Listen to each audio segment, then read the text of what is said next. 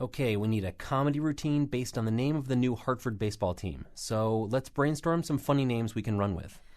Okay, Hartford Yard Goats. Is a yard goat. I know, right? Wait, got a problem. That's one of the names under serious consideration. Wait, are you being serious right now? It's on the list. Okay, Hartford Blue Frogs. Right, that sounds funny. Yeah, it's random, right? It's also on the list. Okay, how about the Hartford Choppers? What would that even mean? Wood, teeth, helicopters, motorcycles, Benihana? Just any kind of, random chopping. This is also on the serious list. Are you serious? You know what they should really do? Call the team the Hartford Hookers. I mean, come on. The Hartford Hookers. There's only one problem with that. What? You don't see it? The problem with Hartford Hookers? No, I don't. Not at all. Thomas Hooker was a proponent of the doctrine of preparationism, which taught that a person seeking conversion might dispose himself toward receiving God's grace. Too big a departure from the Synod of Dort and its doctrine of unconditional election. That's what I'm thinking. You're probably right. Here's a show about how to name a baseball team, how to get in a really bad fight about a painting in a library, and how to make people happy when they get a ticket from a cop. And now the starting shortstop for the Hartford Fiduciary Pre-Exemptions, Colin McEnroe. Yeah, that was from a time when our minor league baseball team name was based mainly on ERISA law, kind of, a somewhat recherche bit of insurance. You get the idea.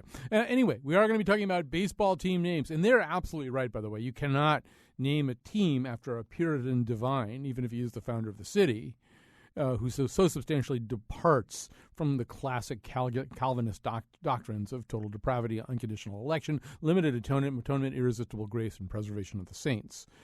So I would say Hartford Hookers. For that, who would take their kids to a game, named after somebody who is not really a strict Calvinist? All right, so as you probably know, you may even be getting ready to call in. Before I even introduce our guest, let me suggest that you call in. At 860-275-7266. Hartford is about to have a new baseball franchise. The franchise has not been named.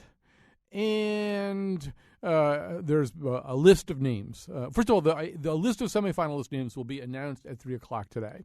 However, we already have that list, or at least what was that list as of yesterday.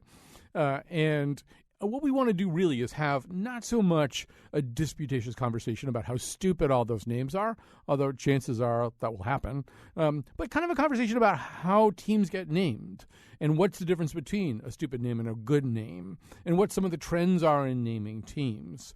And so, no matter what kind of conversation we want to have about this, we really felt, by the way, the phone number again, 860-275-7266, 860-275-7266. Whatever conversation we were going to have, we wanted to have it with Chris Kramer. He's the founder of sportslogo.net, and he, in fact, is the guy who got somehow or other got the list of semifinalist names and made it public yesterday. Now, welcome to our show. Oh, thank you very much. Before we begin, do you sort of feel like Glenn Greenwald and Laura Poitras, getting the information from Edward Snowden? Do you feel as though like maybe your own safety's in jeopardy now? You're going to be strip searched in airports and stuff like that?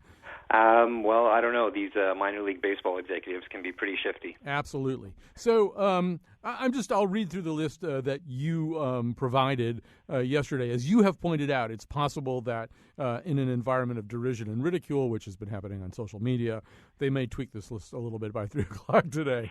But Hartford Blue Frogs, Hartford Choppers, Hartford Hedgehogs, Hartford Honey Badgers, Hartford Hound Dogs, Hartford Praying Mantis, or perhaps Mantises, Hartford River Hogs, Hartford River Hogs, Hartford Screech Owls, Hartford Whirly Birds, Hartford Yard Goats. All right, well, we can get into the specifics of that. But first of all, I wanted to ask you, it seemed to me that in doing some research for today's show, that there's a very fine line between the name of genius and the name that's really bad. That minor league baseball is a place where you take some more risks. We go back as far as watching Klinger on MASH run around in his Toledo Mud Hens uniform. And we know that this is a place where, maybe you are going to have a slightly more colorful, inventive kind of name than you might have at the major league level. But it's sort of the difference between what's really cool and what's really stupid is hard to detect, or at least hard to agree upon. Does that strike you as true? Oh, sure, yeah. Well, especially as you were saying in the minor leagues, you certainly do have that extra room for creativity. It seems to be the focus in the minor leagues is to appeal to more of a family-friendly, more of a kid environment. So the direction there is more towards the silly, more towards the cartoony, whereas in the major leagues it's more of a serious, aiming for a traditional name. But as you say, it is a fine line to walk between silly and serious and quality, and this list is all full of silly. Yeah. I mean, the Lansing Lugnuts is either a great name or a really bad name. I would say it's a great name. It fulfills my criteria for a great name. But Right. do you have criteria? Are there certain qualities that separate a good name from a bad name? Well, just speaking personally, a great name is one that's both marketable, one that appeals to everyone, and also has some sort of tie to the community that it's representing. Right, and I think that's a problem with some of these names. For example, there is now, in the last 24 hours, since you opened this Pandora's box, which, by the way, is not one of the names, since you opened this Pandora's box, there is a certain ripple of sentiment on behalf of the Hartford Yard Goats. But my problem is the Hartford Yard Goats doesn't meet one of the criteria you just articulated. There's no particular goat geographical connection to Hartford. So, it seems to me, that if you think of the names that are really good, now sometimes the names have a geographical connection that only the people there would understand. For example, the Fort Wayne Tin Caps, a Padres affiliate at the Single-A Midwest League. They are the Tim Caps name I'm reading here was planted in Johnny Appleseed's memory. Right. Appleseed wore a cooking pot on his head during his travels, and he's buried in Fort Wayne. And the city holds an annual Johnny Appleseed Festival. But it really isn't intuitive, right? You look at that name and you think, oh, that's why they're the Tin Caps. And it makes such a great story, and it makes you more interested in learning about their brand and the history behind it. Do you have any particular favorite names, either within the world? Well, before we even get to that, I mean, there are various trends, right, within names. I mean, one thing that happened...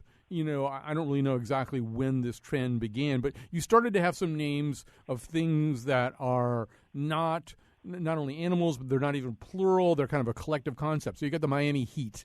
You've got the Utah Jazz. In minor league baseball, I think you have the Fort Myers Miracle. Mm-hmm. So that's sort of one thing, sort of the abstract, non-corporeal thing. And then there's another trend that's sort of things that are not things. Like even, whatever the Hartford things are going to be, they used to be the New Britain Rock Cats. And there really is no such thing as a rock cat. But there's some of that going around, right?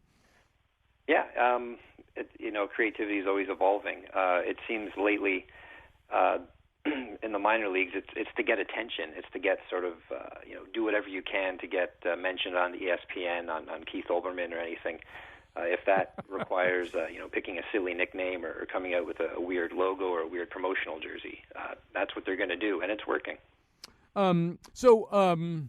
Do you have any particular... we have a bunch of calls about to come in here, a flood tide of calls. The Hartford Flood Tide, also not on the list anywhere. But do you have any particular favorites, particularly from the world of minor league baseball, but anywhere else as well? I love the Montgomery Biscuits. Yeah, Montgomery Biscuits is great. And they might have been the first one of this recent trend, to push a silly name and try to make it somewhat serious and respectable. And it helps. They lead in the merchandise charts, and that really helps with sales and revenue for the team. Their team slogan is "History in the Baking," yeah. And their team colors are butter and blue. Right, and the logo is a biscuit with eyes and a big square of butter as a tongue. See, I love that. Yeah, how could you hate something like that? Exactly. How could you hate a biscuit? Yeah. Were you going to mention another one you like? Well, just submitting my own name to this list, yeah. I went with the Huckleberries. The Hartford Huckleberries, yeah. Yeah, after Mark Twain. Right. I thought that made a great connection to the city of Hartford, and it seemed like something you could have a lot of fun with a brand, with a mascot. It also it spills off the tongue appealingly. The Hartford Huckleberries, Hartford Huckleberries. Yeah, some alliteration in there. Yeah. And also it's rhythmic, too, Hartford Huckleberries. Right. I like it as well. We're talking to Chris Creamer right now, and he is – you wouldn't be willing to tell us how you got this list, right? I mean, you got this highly secret list of Hartford semifinalist names. All you need to know is that it's accurate. All right. Chelsea Manning. Was it Chelsea Manning? You can tell us. All right, so we're going to go to the phones here, and let's start with Thea from Vernon. Hi, you're on the air. Hi, Colin. Thank you very much. Yeah. Great to talk to you. I had a favorite, and I think it harked back to Mark Twain, and it also brings a smile to people's faces. Mm-hmm. And I'm kind of upset that it didn't make the list. I'm wondering if somehow I screwed up on my computer and I didn't hit the right button. It was the Hartford Humdingers. The Hartford Humdingers. And if you put humdinger in on the Internet, the example of the use, that was a humdinger of a storm. Right. It's not that I don't like your name, but I feel as though Chris Creamer has kind of improved on it a little bit with the Hartford Huckleberries. Like, why wouldn't we want to be a huckleberry instead of a humdinger, Thea? I like huckleberries, too. Yeah. But humdinger was what came to me. All right. The alliteration, and the Mark Twain. 1904 was the first reported usage in print, which was Mark Twain's. See, but that's like the Johnny Appleseed Tim. It takes too much explaining to explain the connection. Although, Chris Creamer, you sort of like things that have to be explained a little bit. Yeah, but I'm weird. Yeah. Because I know there's one team called, I could find it here even, there's a minor league baseball team called the Keys, and it turns out that they're not named after keys. There's no particular key-making factory there. It's that Francis Scott Key is buried very near the stadium, although I can't find it now. Do you know off the top of your head which one that is? It's a minor league baseball team. I don't know. Yeah. They're called the Keys. Francis Scott Key is sort of from the area, so they kind of, already kind of own the national anthem, which seems like a quite an advantage for any sports team. It's the Frederick Keys, Orioles affiliate, single-A Carolina League. The Keys take their name from the famous poet and former Frederick County resident Francis Scott Key, who wrote the Star-Spangled Banner. He's buried right near the Keys ballpark. Fans sometimes jingle their car keys in unison at Keys games. See, the one thing that has been suggested by Greg Hill here at our show is the good thing about the Yard Goats is, first of all, you'd have a fun noise you could make if you're sitting in the stands. And, if we were, approaching the playoffs, people could grow their goatees. Brilliant. Think of the marketing side of that. Right. So that's the argument for the Yard Goats. The argument against them is no geographic connection. All right, here's Gail in East Granby. Hi, Gail. Hi, how you doing? Good. So my dad and I actually submitted a name, and I don't know, I didn't see the list, so I don't know if it's on it. It's not. It's not, okay. The Hartford Darts. Hartford Darts. But I was thinking of, a way to connect. I like the idea of connecting Hartford's history with this. But when I started going over some of the thoughts of what those might be, I think it points to why Hartford has such an image problem. We're known for, the wiffle ball. We can't, the Hartford Whiffles. No, I don't think so. That's New Haven anyway, I think. Right, and Hartford bikes, Hartford bicycles. No, that doesn't work. Hartford Colts. Hartford Colts, Hartford Popes. I don't think so. The gun Something thing. insurance related. I don't know. Well, yeah, there's somebody actually, Chris Creamer, you just said insurance related. Somebody Rob has just tweeted, what about the Hartford Actuaries? Or the deductibles. Oh, the Hartford you're good at this, aren't you? The Hartford deductibles. I've been doing it all my life. Well, this, we have a lot more calls and we'll get to them. But the reason we have a lot of calls, I think, is because I assume, Chris Creamer, it's become commonplace to involve the potential fans somehow in this naming process to get that buy-in. Yeah. Maybe going back to the 70s or so, you have had teams having a name the team contest involving the fans, picking a list of finalists like we're doing right now with Hartford. Mm-hmm. It's just sort of a way to give the community some sort of ownership over the name, to make them feel like they've played a part in this brand that they're all being asked to buy into and fall in love with for the rest of their lives. Larry is tweeting to us, years ago there was a minor league hockey team from Georgia, the Macon Whoopies. Yeah. And that is great. That's inspired. Again, something you can only do in the minor leagues. True. And I think also the only question that I have about the Macon Whoopies, although I'm in love with it, I'm completely in love with it, is something that's a pun. you might get, or something along those lines. You might get tired of that, right? I mean, the joy could possibly, after 2 or 3 years, the fact that this was very amusing the first time you heard it. There has to be durability here. You have to be willing to live with this name forever. Right. I'm wondering. All right, so we've got. Sorry, to go on with that. Usually the first time you hear the new name of a team that represents your hometown, you're almost always going to hate it.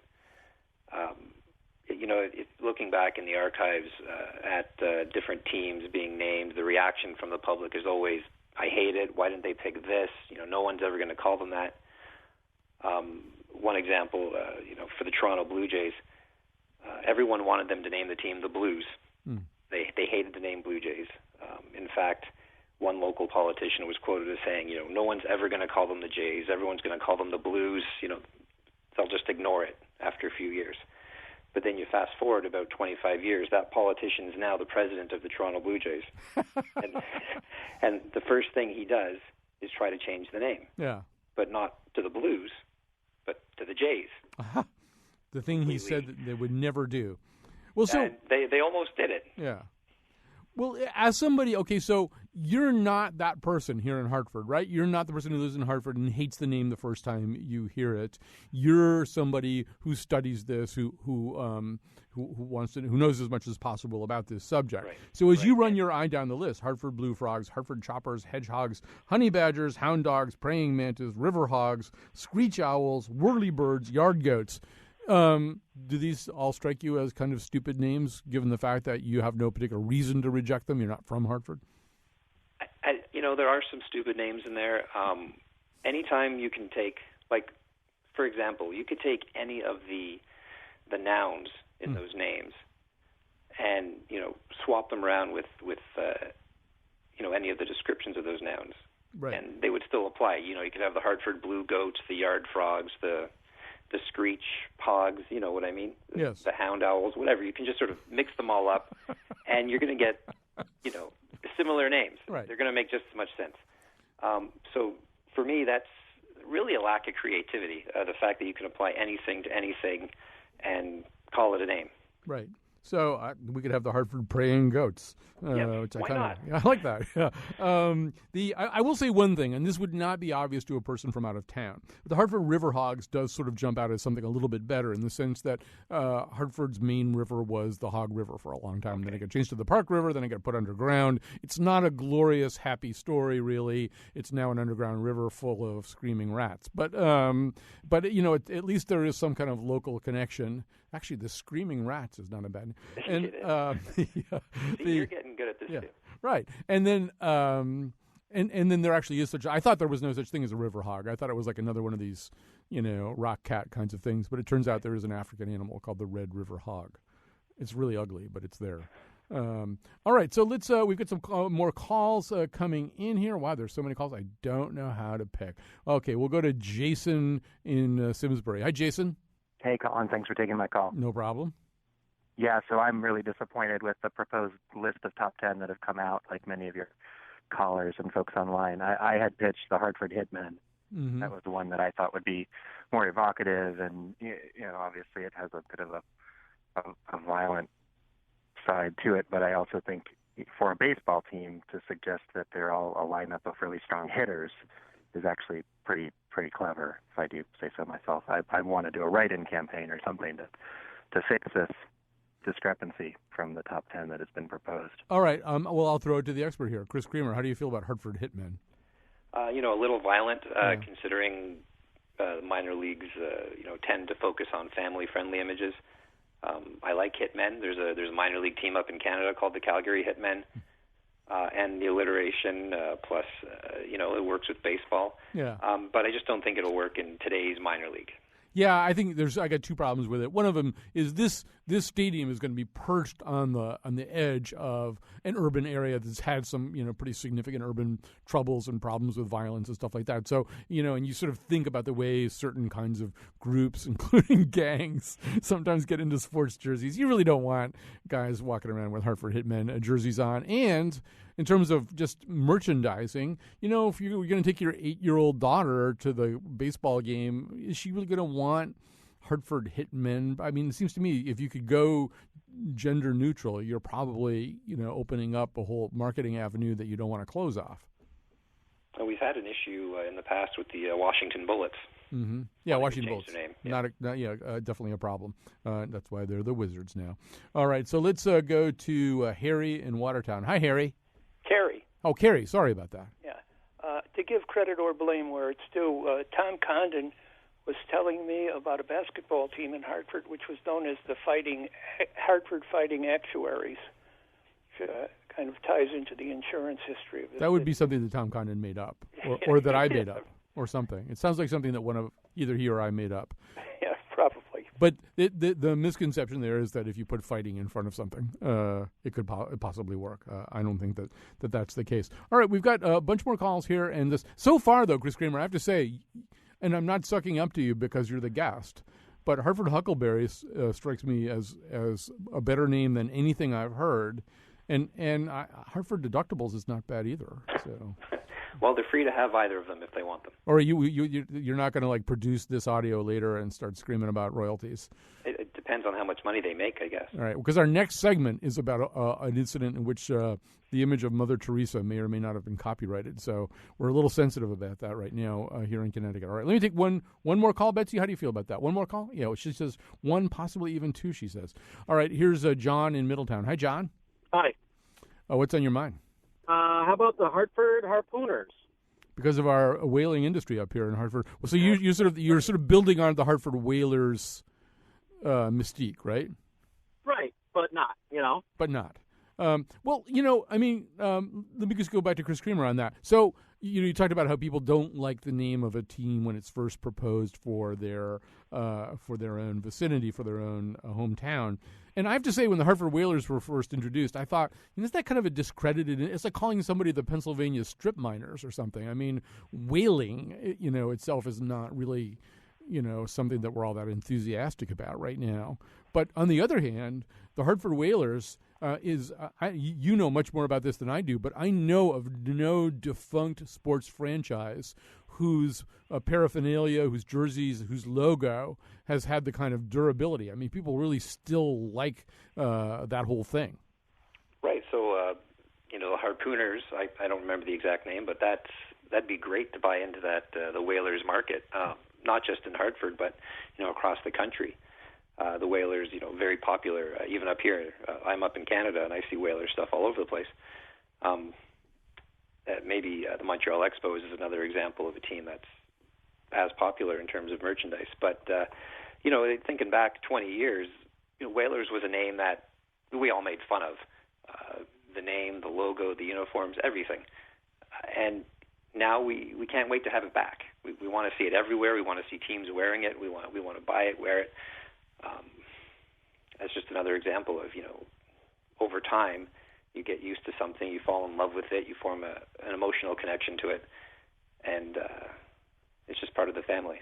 I will say that I presided on stage over an incident about a few years ago in which the comedian John Hodgman professed his love of the Hartford Whalers logo and then was presented with a Whalers jersey and disrobed, at least from the waist up on stage, and put it on, which is maybe not even something that was called for. But one thing that I will just say while the world is listening is that once they pick this team and they start talking about the logo, they are fools if they do not at least go and consult with Peter Good, who lives right here in Connecticut, who invented the Whalers logo, which is, reason that Hodgman said he loves it is its use of what's called negative space. Right. There's the way in which the negative space of the W creates the H. And to have this guy available and to farm this work out somewhere. I mean, maybe they'll wind up farming it out, but in a way, Chris Kramer, logos that's like we'll be having you back in 5 months, right?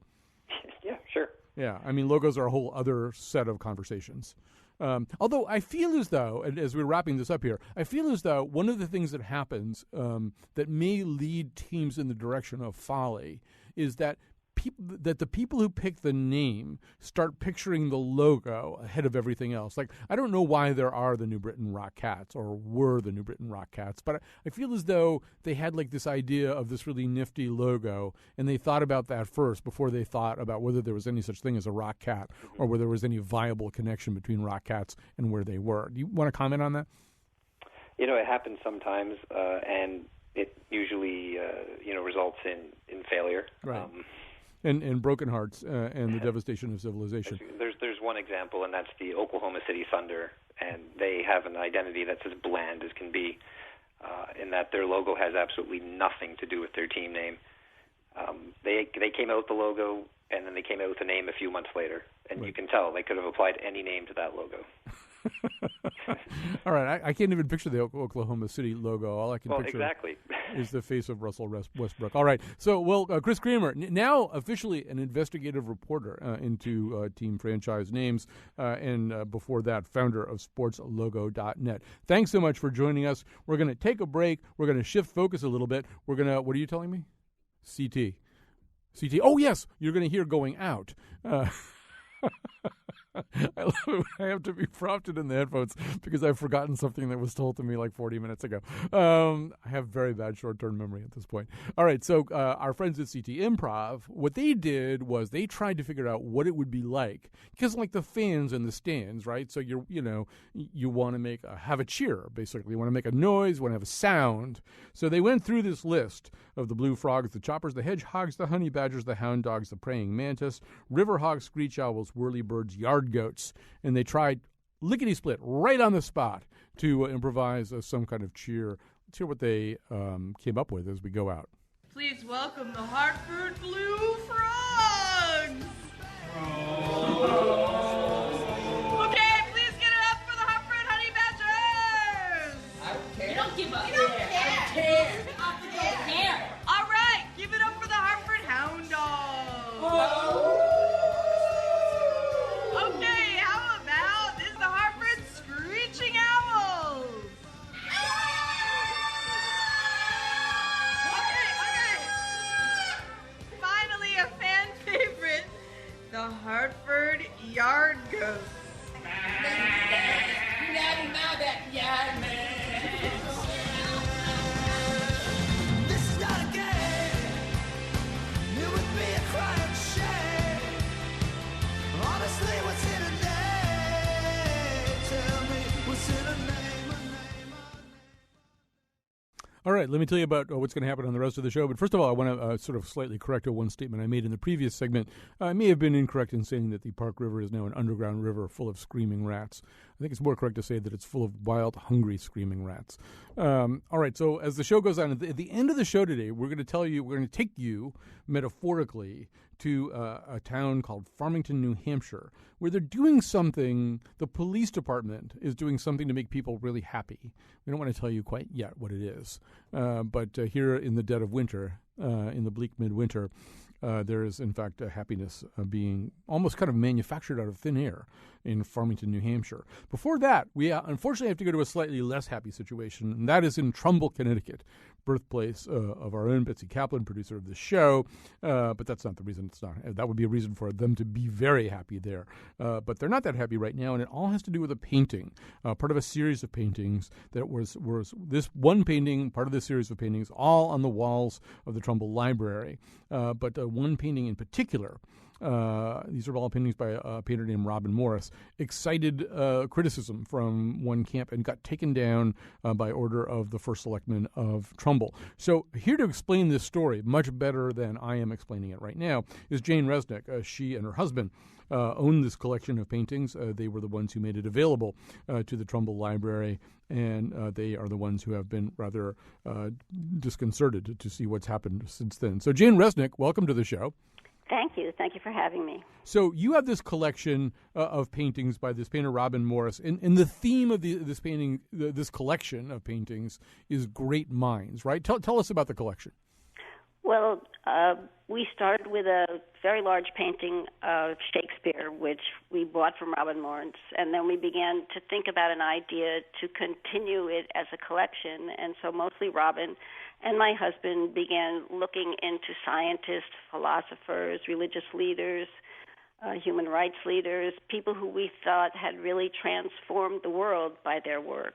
Some of them are Albert Einstein, Isaac Newton, Mozart, Benjamin Franklin, and Jesus, now that we're getting to the religious part. And so altogether we have 33. We've hung them at Colgate University. It was for 6 months at the Quick Center at Fairfield University, and no one objected there. But now it's in the Trumbull Public Library, and I really was so pleased it was there because I felt the primary reason for it is education, and a lot of young people would get to see it. But we have heard from our first selectman that there was an objection to the painting by Pastor Gannon of St. Teresa's Church in Trumbull, and he removed it because he felt Mother Teresa appears in this painting and that it was an insult to her. We feel this is tramping on our First Amendment freedom of speech rights as well as the separation of church and state. So when we pushed back and said, with the help of the librarian, that we would not take the painting down, we feel he concocted a reason. And that reason is that there's an organization that claims to own the rights to Mother Teresa's image, and it would be copyright infringement. However, we've seen no evidence of this yet. I did a little research about this, and it does seem as though there's an organization in India that does hold, applied for, and I believe got a copyright in India relating to Mother Teresa's name and image. And I think part of the problem was that in India, there even were, I think, banks and things like that were calling themselves Mother Teresa Savings and Loan or something. So that did happen, but I see no particular application of that copyright here in the United States. And it seems anyway as though this artistic use of Mother Teresa. We should say something about this painting in particular, all right? So you've got this painting of various kinds of women's advocates, right? I mean, it's a tableau kind of right. So right. Yeah, fill in the tableau. The so other paintings are a single person. This is the tableau because it was so diffuse. The kind of when we looked into women's rights or women's issues, we didn't want to pin down one because there seemed to be so many, and in a way we just wanted to sort of hold up inspirational figures, and we chose people like Mother Teresa and Clara Barton, Abigail Adams, Florence Nightingale, Gloria Steinem. These are people who have worked from the beginning about women's issues, and not even women's issues, helping the sick, serving the poor as she did. There is no ideology in this painting. It's all about how these women have moved forward and really tried to make the world a more humane place. The painting is not about Mother Teresa, and it is not about what the pastor was really worried about is abortion. Margaret Sanger is in the painting, and she was the first to try to help women plan family planning, and she worked to prevent backstreet abortions. The painting is not abortion, it's not about birth control. So we don't feel that the painting can be taken down for this reason. It's a small part of the painting. Correct me if I'm wrong. I think the painting has, at least for the moment, been taken down? Yes. Yeah. In fact, Sue Horton, who's a librarian, and did a fantastic job of hanging these paintings. It is not easy. Some of them are 4 and 5 feet long, 3 feet high, and she worked so hard and was so really encouraged by the fact that she could bring something unusual to the library, was very reluctant to take it down, but Mr. Herb sent someone over and took it down. Can just to play advocate for the other side for a second. Well, first of all, I want to say that we did invite Tim Herbst, the first selectman of Trumbull, on today. He couldn't come. I mean, he literally couldn't come because of his schedule. He is willing and interested to talk about this. But can you understand or imagine another point of view here, and that other point of view being, well, if you're sort of this particular Catholic church in Trumbull, and there's Mother Teresa, and she's in a painting, and near her is a sign that says Planned Parenthood. Let's take Margaret Sanger out of the equation even for a moment. There's a sign that says Planned Parenthood, and you think, well, yeah, maybe they're trying to be inclusive and pluralistic, but they've got our Mother Teresa next to the name of an organization that she just not only wouldn't be comfortable with, but would be, extremely opposed to. Can you sort of can you imagine that point of view? Yes, I can imagine that point of view, but our point would be is if we allow a public official to find a way around the First Amendment, even if there is some legitimacy to that point of view, it's still not. It's still against our freedom of expression, and there's no reason why they wouldn't move against another arena. And if we allow a politician to inject religion into his actions, we're giving up one of our most important protections. We've got a call coming in here, and so I'm going to put you on hold for just a second. And here's Howard calling from New York. I think I know which Howard this is. Yes, you do, Colin. Okay. So Howard, this is Howard Sherman, right? Yes, it is. All right. So what's your purpose in chiming in here, Howard? Well, my purpose in chiming in is this isn't an incident in isolation. I think we have to remember that there was also an incident of artistic censorship in Trumbull, Connecticut, now almost a year and a half ago, when the high school attempted to shut down a production of the school edition of Rent because it had adult themes. In this case, the claim by the first selectman that this is a copyright issue and that he is in no way performing artistic censorship would seem to really be an attempt to split the issue and not get into content discussions. But I really want to go back to Mrs. Resnick. I may not have heard her while I was speaking to your producer, but it is my understanding that Mr. Herbst is saying, since there is no indemnification language, no agreement in which the Resnicks indemnify the town from any claims arising from the use or the display of the art, he is protecting the town.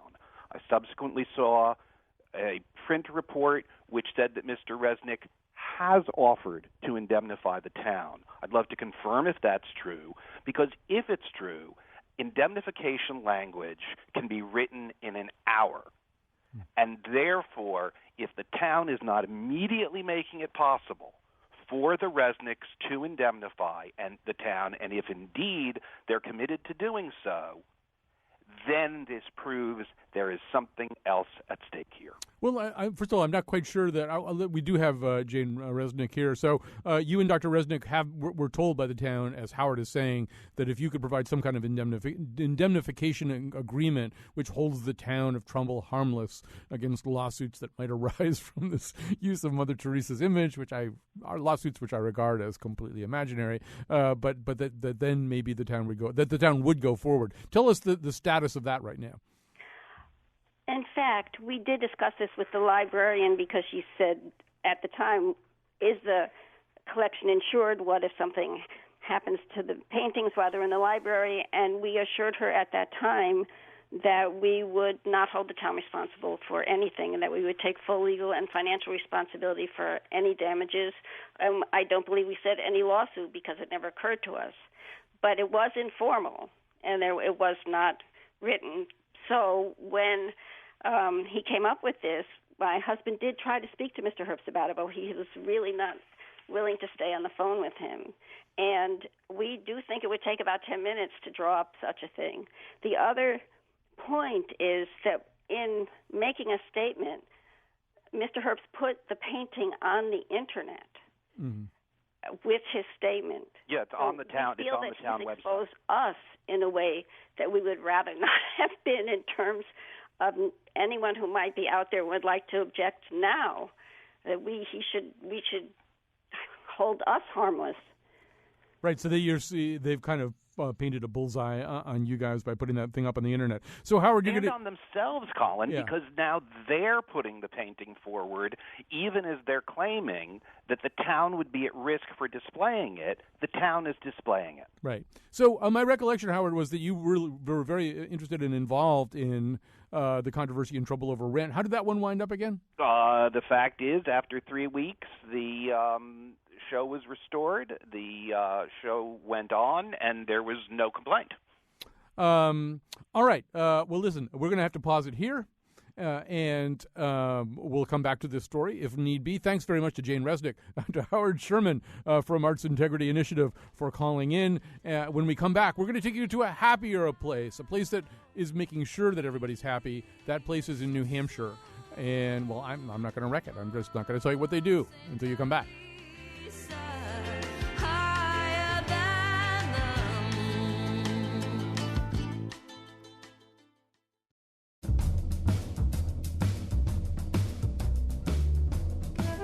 This would be the wrong time to mention my new Mother Teresa IPA, right?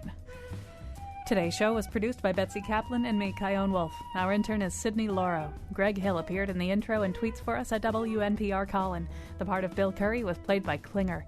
For show pages, articles, and videos of the Faith Middleton Show staff in their Beloit Snappers uniforms, visit our website, WNPR.org. On tomorrow's show, the spiritual superiority of life in the North. And now, back to Colin. Just for the record, there is a team called the Beloit Snappers in Beloit, Wisconsin. They are named after snapping turtles. And I believe the next town over is Turtle, Wisconsin. I'm not making that up either. All right, so we've been through a certain amount of stress about the upcoming name of our new baseball franchise here in Hartford. We've had a conversation about art in Trumbull and a town somewhat divided by that art. Now we're going to go to the happiest story that we have today. And when I saw this, I thought, here in the bleak midwinter, we really are looking for things that make us happy. So imagine that you're in Farmington, New Hampshire, and suddenly you see a member of the Farmington, New Hampshire Police Department coming towards you through the snow. Crunch, crunch, crunch, his boots on the snow. And you think, uh-oh, I'm in trouble now. What did I do? Oh, look, he's got some kind of ticket book he's taking out or something. I'm so screwed. What's going to happen to me now? And then what happens? Well, I'm going to actually ask the chief of police in Farmington, New Hampshire, John Drury, to finish up that scenario for me. So these days in Farmington, New Hampshire, when I see that policeman coming towards me and taking something out of his pocket like he's about to write a ticket, what's the possibility? What's the alternative thing that might be about to happen to me? Well, although we are on the lookout for violators, we are really trying to promote and look for the good that's out there. And so it very well may be that one of our officers is approaching you to give you a gift card for a slice of pizza or a small French fry. I just love this. And I mean, are you at the point of having collected some reactions to this now? I mean, do you now sort of know what happens when you do that with somebody? Yes, I actually was able to do this yesterday myself, and one of my sergeants today, and one of my sergeants last night, and one of my officers today. And the results have been a little bit of shock from the people that we're approaching, and it's been very good. And it's so nice to be able to thank you to people for doing things they do every day, and we have such great citizens in town that it's just kind of nice to pay it forward just a little bit. And the concept here is if you see somebody using the crosswalk properly or obeying the law in some other way, that's when you're going to, quote unquote, cite them in this way? That's correct. The officers will make every attempt they can to safely approach the person and thank them for doing whatever it is that the officer observed. Whose idea was this? It was actually mine. I could tell you a little story if you'd like as to kind of how it came about. Sure, we'd love to hear a little story. It was probably about 10 days ago or so. We were in the middle of winter and another snowstorm, and I watched this gentleman walk down the sidewalk and use the crosswalk to go into a store and then come back out and retrace his steps back. And I said, that man deserves a medal for braving the snow and doing all this when he could have just cut across the street. And I said, well, I can't give them a medal, so what else is there that we may be able to do for some, these people that are really, really trying, and it's been such a tough winter, and you have neighbors that are helping neighbors, and people are, raking people's roofs and shoveling and all of this stuff that sometimes goes unnoticed, and although we'll never notice it all, maybe we can make a difference in a few things. And we've all been stuck indoors so very much. This is a good way for my officers to get out there, make some nice contact, have a few minutes of small talk with somebody that they may not normally be able to talk to. Now we're going to talk to the person they go to get the French fries or pizza from. But before that, since you mentioned roof raking, Chief Drury, I just quickly have to say, because I have to bring this up every time, Bill Curry borrowed my roof rake one time, broke my roof rake, didn't replace my roof rake, and the next time there was a big snowstorm about a year later, he called me up to ask if I'd gotten another roof rake so he could borrow it again. So please, if you stop somebody named Bill Curry, don't give him pizza or French fries or anything like that. I think you might have committed a misdemeanor there for you. In Farmington, New Hampshire, I totally believe you can be put in jail for something like that. But so Dan Crowley over at Crowley Market and Grill, are you the place that people wind up going after they've been written a ticket or a summons or a citation under this new program? That is correct. And how did you get involved in this? Actually, when Chief Drury approached us last week with his idea and wanted to know if we wanted to partner up with him in this venture, we were very excited about it. So we put it all together last week, and we thought it was absolutely amazing idea, and just fortunate to be here and be part of the community here. It's an amazing thing he's doing, and it's a great group of people up here. So have people come in yet to redeem their French fries and pizza police tickets? Yeah, they have. There's been a few that have come in so far, and even ones that haven't. There's a lot of, obviously, publicity happening with this, and it's just it's a really positive thing. I mean, the things that we're hearing, it's exciting. After such a long winter that people are coming in with a positive attitude, and they're really impressed with what's going on here. Chief Drury, how big a town is Farmington, New Hampshire? There's about 7,000 people in town. We have 17 people in the department, of which 14 are sworn officers. And Dan Crowley, I mean, I don't know. This is, I mean, not of 17,000 people, only a small number of them are going to get these tickets from the New Hampshire Police Department, from the Farmington, New Hampshire Police Department. But I mean, are you sensing? I mean, is it cheering people up? I mean, this has been kind of a long, tough winter. Is it having any kind of ripple effect? Oh, absolutely. I mean, it's definitely the talk of the town. Everyone's talking about it. It's just an absolutely positive thing all the way around. It's amazing. It's a sunny day out there today, but this is what everyone's talking about up here for the last couple of days, and it's just really positive, and it's warming. Everyone's happy inside, and it's had a great effect on this community. I'm tempted to ask what else there is to talk about in Farmington, New Hampshire, but I'm sure there's plenty of other things. It's just simply not the case that this would be the only thing there would be to talk about. And so, Chief Drury, how long do you expect to see this, keep this going? Is this kind of a just sort of cheer up during the winter initiative, or how does it work? Well, we kind of thought we'd give this a bit of a test run and try it for the month of March. It's gotten such good accolades over the past couple of days. I think it's something we probably should try doing again. It was just kind of something to kind of break the winter doldrums that we've had here, and try and just spread a little cheer. I think it even goes further than that. I mean, not to over glamorize it, but I mean, it is so much the case for those of us on the other end of this process that anytime we see a policeman walking towards us in a very determined way, we think, oh man, what did I do wrong? I did something wrong. I'm in trouble.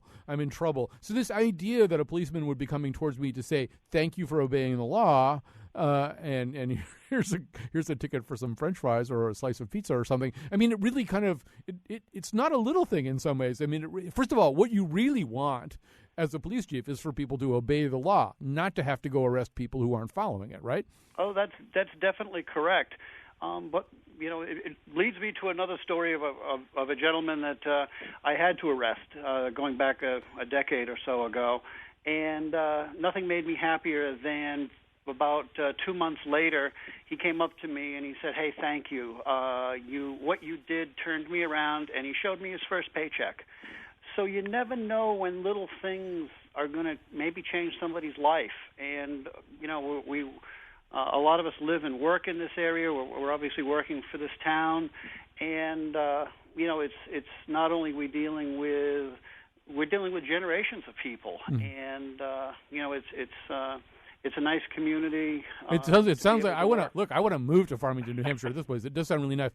Chief, we're pretty much out of time. In 5 seconds, what's the name of the team, like the Farmington High School team? What are they? We are the Tigers. The Farmington High School Tigers. All right. See, that's a little bit more conventional. All right, we're going to take we're not going to take a break. We're going to leave. We're done. Betsy Kaplan pulled this show together in 24 hours because she's amazing. Kyan Wolf's been on the board, reminding me of things that I forget. We'll be back tomorrow. We're doing Northmanship. It fits right into this New Hampshire story. The pride we take of living in the North. And he's rounding second, third, and he's out. Another stunning defeat for the Hartford Busways.